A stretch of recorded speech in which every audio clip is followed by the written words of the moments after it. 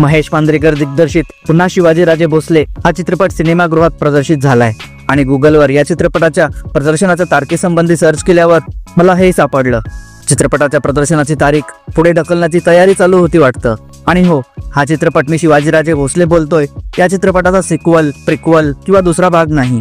आणि हे खुद्द महेश मांजरेकर यांचंच म्हणणं आहे, कारण एव्हरेस्ट एंटरटेनमेंट या प्रोडक्शन कंपनीने, जी मी शिवाजीराजे भोसले बोलतोय या चित्रपटाची प्रोडक्शन कंपनी होती, तिने या चित्रपटावर बंधनकारक कराराचं उल्लंघन, कॉपीराईटचं उल्लंघन आणि चित्रपटाच्या नावाने जनतेची दिशाभूल करण्याचा प्रयत्न केल्याचे गंभीर आरोप करत न्यायालयात धाव घेतली होती।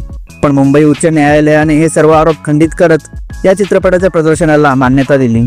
चालायचंच तर सिद्धार्थ बोडके अभिनीत या चित्रपटाची कथा महाराष्ट्राच्या एका ज्वलंत प्रश्नाशी निगडीत आहे आणि तो प्रश्न या करंट्या नेता मंडळींना सोडवता येत नाही, तथापि त्यांना तो सोडवायचा नाही म्हणून नाईलाजाने छत्रपती शिवाजी महाराजांना या भूतलावर अवतरित व्हावं लागतं। पण 345 वर्षापूर्वी महाराज जसा महाराष्ट्र आपल्यासाठी सोडून गेलेले तसा तो राहिला नाही, सगळ्यांनी मिळून त्यावर वरवंटाच फिरवला आहे। 345 वर्षापूर्वी जो शेतकरी बळीराजा म्हणून ओळखला जात होता, तो आता बळीचा बकरा बनला आहे आणि त्याचा नाहक बळी न जाऊ देण्याचा प्रयत्न म्हणजे पुन्हा शिवाजीराजे भोसले हा चित्रपट। आणि या चित्रपटात प्राण फुंकले आहेत ते सिद्धार्थ बोडके याने। त्याने ज्या प्रकारे महाराजांची भूमिका साकारली आहे, नक्कीच दिग्पाल लांजेकर सिद्धार्थला महाराजांच्या भूमिकेसाठी विचारणा करते। ज्या प्रकारे त्याने संवाद बोलले आहेत, अंगावर काटा येतो। यासाठी संवाद लेखक सिद्धार्थ चाळवी यांनाही क्रेडिट द्यावं लागेल। सिद्धार्थ बोडके याचे 2 मोनोलॉग एक नंबर आहेत, एक मध्यंतरापूर्वीचा आणि दुसरा मुंबईमधील त्या सोसायटी मधला।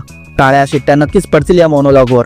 या चित्रपटाचा इंटरव्हल ब्लॉक या वर्षीच्या सर्व मराठी चित्रपटांमधील बेस्ट इंटरव्हल ब्लॉक आहे। एक लार्जर दॅन लाईफ सिनेमा पाहिल्याचं समाधान हा इंटरव्हलचा सीन देतो। त्यातील हितेश मोडक यांचं पार्श्वसंगीत आणि मयूर मोचेमाडकर यांचं साऊंड डिझाईन अफलातून। त्रिशा ठोसर आणि भार्गव जगताप यांना राष्ट्रीय पुरस्कार पुन्हा मिळणार असं काम या दोघांनी केलंय। वडिलांनी केलेल्या सीन मध्ये भार्गवची ऍक्टिंग बघा, आताही अंगावर काटा आला मला।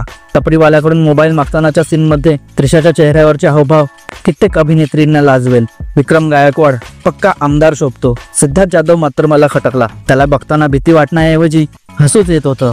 सुरुवातीची 15-20 मिनिटे चित्रपट बुलेट ट्रेन सारखा फास्ट पळतो। बऱ्याचशा गोष्टींचा तपशील किंवा संदर्भ तो आपल्याला देत नाही, किंवा ते होते पण एडिटिंग मध्ये कापले गेले काय माहीत। संकलन करताना एडिटरला हे कसं दिसलं नाही कुणास ठाऊक। दिग्दर्शकही अशा गोष्टींवर लक्ष ठेवत नाही म्हणजे कमाल आहे। चित्रपटाचा पूर्वार्ध एकदम दमदार प्रभावशाली झालाय, पण उत्तरार्धात गोष्टी हाताबाहेर गेल्यात। दिग्दर्शन दिशाहीन वाटतं। पडद्यावर जे चाललंय त्याचा आणि मूळ कथेचा संबंध जोडणे कठीण होऊन जातं। शेतकऱ्यांचा प्रश्न बाजूला होऊन चित्रपट ऍक्शन मोड मध्ये जातो। शेतकऱ्यांच्या प्रश्नांवर च्या मार्मिक भाष्याने चित्रपटाची सुरुवात झालेली तिची जागा भडक आणि रक्तरंजित दृश्य घेऊ लागतात, जे पाहताना त्यावर विश्वास ठेवणं कठीण होऊ लागतं। चित्रपटाचं दिग्दर्शन आणि कथा भरकटून जातं। छत्रपती शिवाजी महाराजांचं नाव वापरून त्यांच्याकडून जे जे करवून घेतलं आहे ते बघताना दुःख होतं। त्यांच्या मुखातली भाषेची अदबी लकब पूर्णपणे गायब केली आहे दिग्दर्शकाने।